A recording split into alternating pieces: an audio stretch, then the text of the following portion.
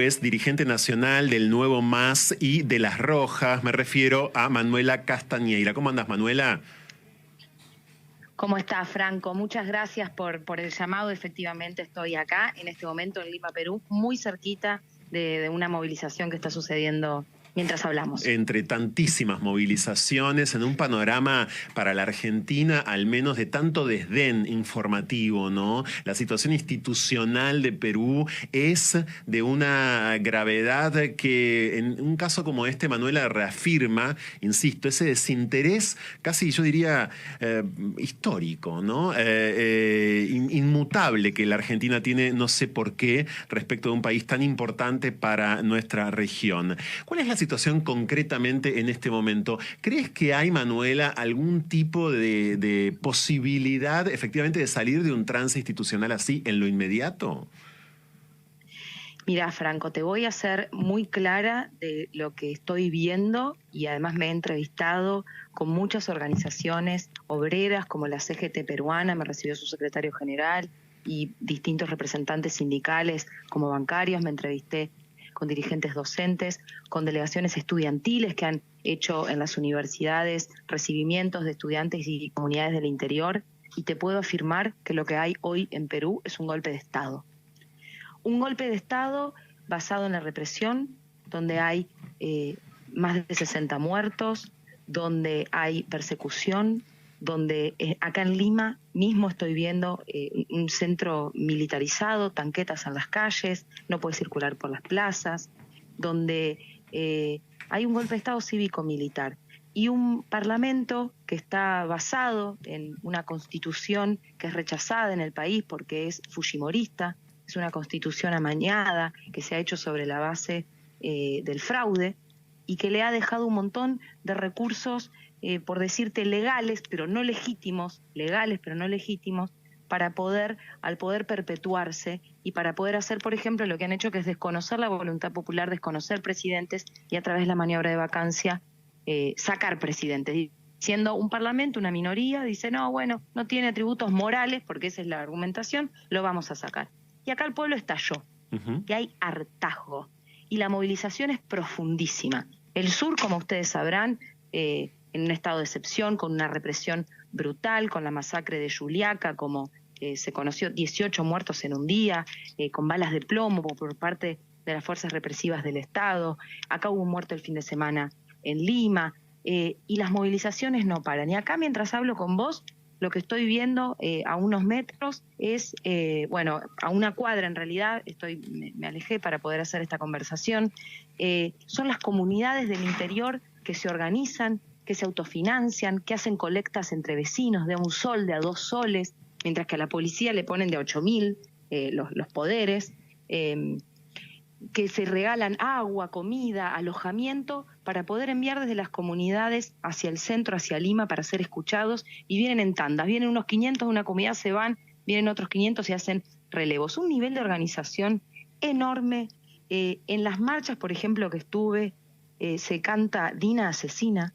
Eso te comento de manera directa lo que escucho en las movilizaciones.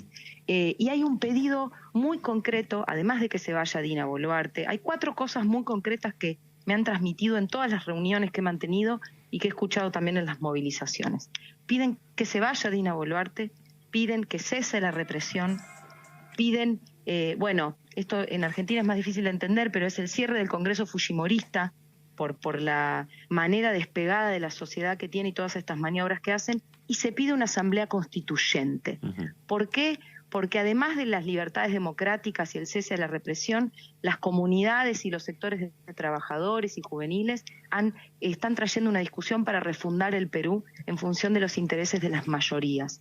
Porque lo que hay en este momento es un saqueo. Y eso, hay hartazgo también, eso, saqueo y marginación. Los tratados de libre comercio que se llevan todo.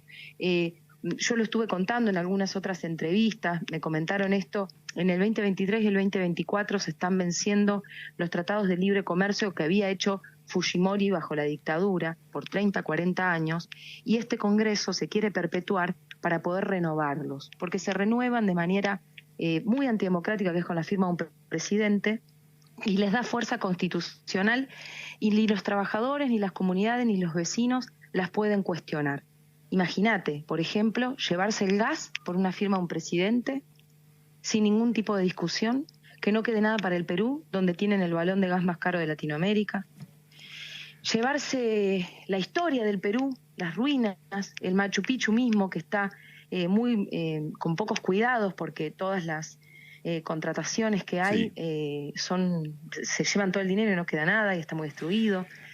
Y eso, las comunidades se han hartado de eso y quieren discutirlo, y por eso piden la constituyente, para discutir los recursos naturales, ese hartazgo, la educación Manuela, pública. ese hartazgo lo percibís efectivamente, por ejemplo, en la manifestación del día de hoy. Se percibe de manera bastante colectiva. Mientras te escucho, pienso en las jornadas de fines de 2019 en Chile. Perú las está viviendo, repito, pero no estamos de ninguna manera a la altura informativa de estas jornadas en Perú, a diferencia de como sí estuvo la Argentina en su momento con Chile, insisto, a fines de 2019. Ese hartazgo traducido, como decías vos, en un deseo de refundación del Perú, ¿es perceptible? ¿Está en casi todos? ¿O hay una parte de la sociedad que sigue su vida como siempre, digamos? Es muy interesante el paralelismo con Chile que estás haciendo, porque muchas de las cuestiones que se discuten en Perú se empezaron a discutir en Chile, se discutieron en el Ecuador, se discutieron en Colombia y están llegando a la explosión social. Toda esta desigualdad y este saqueo que hay en Latinoamérica, y se estalla y expresa de distintas maneras, mezclado con estos manotazos de las ultraderechas, que los hay en Brasil, los hubo en Estados Unidos con el trumpismo, los intentos también en Argentina. Todos los intentos antidemocráticos que estamos viendo se combinan con ese pedido de libertades y de derechos democráticos, con la enorme desigualdad y el saqueo. Y yo creo que es una discusión muy generalizada. Por supuesto que puede haber minorías, y desde ya te digo que hay un intento del gobierno junto a los medios concentrados y que reciben dinero directo. O sea, es una cosa, la verdad que el cerco mediático que hacen también acá adentro es escandaloso para las movilizaciones y las voces de las comunidades. Las movilizaciones de las calles no están en los medios, no están en general en los portales, Manuela, no están en la televisión en Perú en este momento. Están retratadas como si fuesen unos violentos financiados por el terrorismo. Ayer veía una pintada que decía: no somos terroristas, somos de las provincias. Hay una discriminación brutal en la manera de describir los reclamos y lo que las comunidades están diciendo. Y eso, te digo, yo estuve en Bolivia cuando fue también el golpe, que me acerqué a solidarizarme, y me hizo recordar mucho a lo que sucedía en Bolivia, al cerco mediático, y a no dar cuenta de los reclamos, ¿no? Y retratar como violentos, como terroristas a las comunidades que están en las calles. ¿Qué sentís que va a pasar, Manuela? Por si ustedes se acaban de acoplar a Francotirador, estamos en diálogo con Manuela Castañeira, dirigente nacional del Nuevo MAS y de Las Rojas, de la agrupación Las Rojas. Ella está en Perú. ¿Qué sentís que puede pasar en lo inmediato? No solamente como sensación tuya, sino también como, por supuesto, información política que manejes. Sí. Mira, yo lo que estoy viendo es un Congreso que está muy de espaldas con la discusión del adelantamiento de las elecciones, pero no de la constituyente. Y el reclamo de la constituyente es muy generalizado. Yo no creo que esto se contenga con un simple adelantamiento, que además es más de lo mismo, porque ellos dicen adelantar, pero para fines del 2023, quedarse todo el año en el gobierno, renovar todos esos tratados de libre comercio y perpetuar el saqueo. Y la situación es muy explosiva. Realmente lo que te puedo decir es que hay una situación de mucha tensión, de mucha movilización y de un pueblo que no está dispuesto a ir para atrás. Entonces creo que hoy en Perú está todo abierto. David. Manuela, ¿cómo estás? David Agustín, te digo una cosa. ¿Cómo estás, David? Muy buenas tardes. Muy buenas tardes. Vos sabés que a mí hay algo que siempre me sorprende de Perú, que es un país que desde lo político muestra una estabilidad muy grande, y yo concuerdo con la mayoría de las cosas que estás diciendo, pero desde lo económico y sobre todo desde la macroeconomía es un país que en Lima está manejado por las grandes empresas internacionales. ¿Cómo se convive en eso, en un país que también tiene mucha desigualdad? El contraste es brutal. Hoy me mencionaban, por ejemplo, en la Universidad Nacional de Ingeniería, que en las últimas 3 décadas los ingresos nacionales han aumentado muchísimo, o sea, por la riqueza. Vieron que se han descubierto minas muy importantes recientemente, recursos minerales, bueno, el turismo, que es muy importante en Perú, ustedes también lo sabrán, muchas cuestiones, pero ha aumentado la desigualdad. El 82% más o menos, o cerca del 80% de los trabajadores en Perú son informales o de subempleo. 80%. Es tremendo. Es tremenda la desigualdad que hay. Los niveles de pobreza, ustedes vieron lo que pasó con la salud pública cuando fue la pandemia, las imágenes dolorosísimas que tuvimos que ver por la falta de oxígeno y la falta de acceso, el financiamiento que hay en el sistema educativo, me estaban mencionando eso también en la universidad. Estos tratados de libre comercio que están, que estructuran el país y que hizo el fujimorismo, que destruyó la industria también peruana, eso también me lo comentaban en la CGTP, en la reunión, esos tratados implican que estas empresas estadounidenses en general se llevan todo, alrededor del 82%, los TLC establecen 82% se llevan las empresas, 18% queda en Perú. O sea, lo sacan del país. Todo. No Toda la nada. riqueza general la sacan del país. Todo, se va todo, no queda nada. Y no ha quedado estructura, por ejemplo, decía, bueno, no quedaron aviones, no teníamos aviones para llevar a Europa para ir a traer vacunas. Además te agrego también la marginación que hay hacia las comunidades originarias aymara y quechua, que están concentradas también en todo el país, ¿no? Pero con mucha fuerza en la zona sur, muy marginadas y golpeadas. Por eso te digo, hay un hartajo. Y lo que ha sucedido con Castillo, que es muy criticado con su gobierno porque había hecho muchas promesas que no cumplió, entre ellas la constituyente, pero era reconocido como un representante, un maestro rural. Y hay mucha indignación con que lo hayan metido preso.